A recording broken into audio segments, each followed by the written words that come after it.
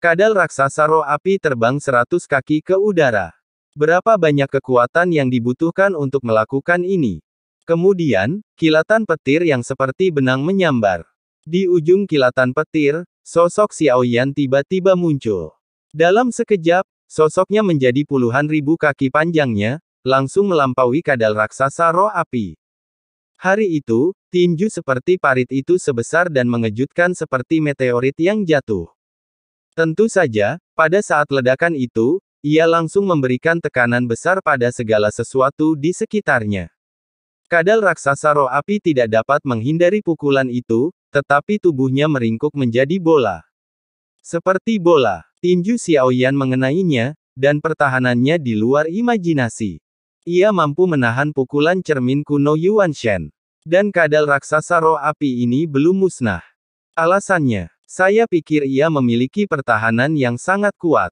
Pada saat ini, setelah terkena pukulan Xiaoyan, ia berubah menjadi bola dan menghantam magma dengan keras. Ia adalah makhluk yang tangguh. Xiaoyan segera mengejarnya dan menendangnya keluar dari magma lagi.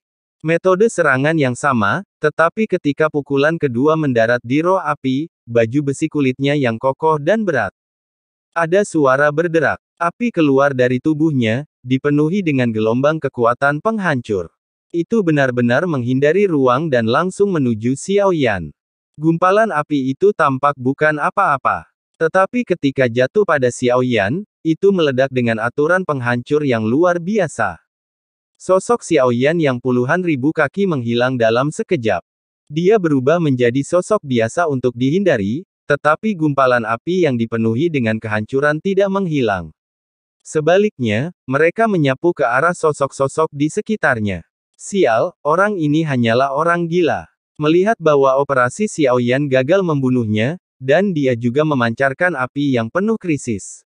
Itu membuat mereka mundur dengan cepat, tetapi kecepatan api semakin cepat dan semakin cepat sampai mereka mengejar jauh.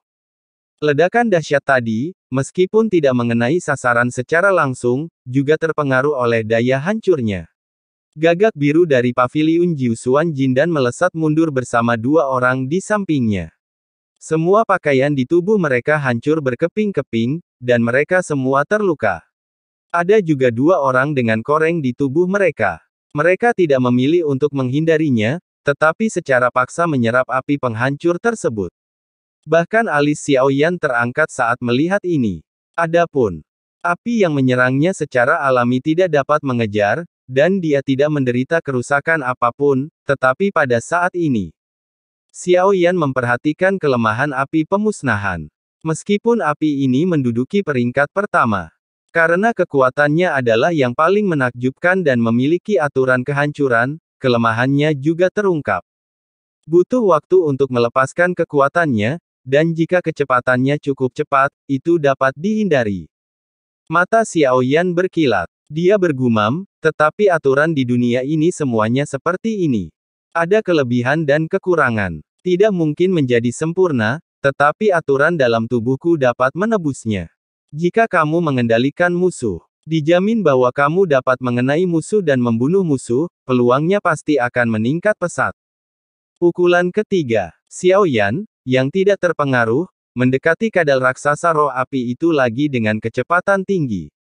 Itu sudah di ambang batas di bawah dua pukulan Xiaoyan. Jika tidak ada yang salah, pukulan ketiga ini akan membunuhnya. Sosok Xiaoyan tiba-tiba muncul. Namun, dua tim kadal raksasa roh api yang lemah lainnya juga terkunci, dan King Wuya serta Jinzu ingin merebutnya. Meskipun Xiaoyan menunjukkan kekuatan tempur yang begitu besar, mereka tidak menyerah. King Wuya berdiri di samping dan tampak tidak siap untuk menyerang. Namun, ia tampak menunggu kesempatan, siap untuk merebut api ungu dari awal. Ia tampak sangat menginginkan api ungu pemusnahan yang terkandung dalam kadal raksasa roh api. Api kehancuran tadi tampaknya tidak melukai mereka. Keropeng di tubuh mereka semakin tebal. Mereka putus asa dan bahkan tidak takut dengan serangan anti-inflamasi. Mereka bergegas menuju kadal raksasa roh api. Namun, pukulan Xiaoyan tidak berhenti sama sekali. Saat ia meninju, tubuhnya berubah menjadi puluhan ribu kaki lagi. Tinju itu menyelimuti kadal raksasa roh api, dan kedua sosok dalam kelompok itu juga tidak mundur. Pada saat yang sama, api yang luar biasa melonjak dari tubuh mereka, dan fluktuasi yang mereka pancarkan mengandung aturan. Ia berubah menjadi dua tangan raksasa yang berapi-api, Burning Silence Hands, dan meraung. Burning Silence Hands-nya menyambar kadal raksasa roh api dari kiri dan kanan, dan api pada kadal raksasa roh api langsung terserap. Mereka hanya ingin menyambar api itu sebelum apinya menghilang. Melihat ini, Xiaoyan menghentikan tinjunya yang awalnya membombardir kadal raksasa roh api. Sebaliknya, ia membombardir kedua orang dari klan terlarang. Mereka mencari kematian dan ingin merebut roh api. Kemudian Xiaoyan tidak lagi sopan dan langsung menyerang keduanya. Tinju Xiaoyan menghantam, dan keduanya tak berani lengah. Wajar saja, mereka merasakan krisis hidup mati yang amat dahsyat. Mereka langsung mundur dan tak berani lagi menyambar. Kadal raksasa roh api ingin memanfaatkan kesempatan itu untuk kabur. Setelah Xiaoyan memukul mundur keduanya, wajar saja ia tak memberi mereka kesempatan. Ia menggenggam matahari dan bulan di tangannya. Ia mendorong telapak tangannya ke depan, dan sebuah telapak tangan raksasa tiba-tiba mencengkeram kadal raksasa roh api.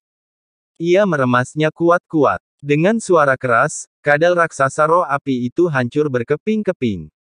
Seberkas api ungu penghancur melayang di udara. Melihat api ungu penghancur itu tertahan sejenak, keduanya kembali menyerbu tanpa rasa takut. Mereka ingin menyambar api ungu itu, tetapi mata Xiaoyan tak tertuju pada mereka berdua, karena King Wuya sudah lama menunggu. Menunggu momen ini, sosoknya muncul hampir seketika, kekuatan jiwanya yang dahsyat mengembun, dan pedang tak terlihat itu menebas ke arahnya.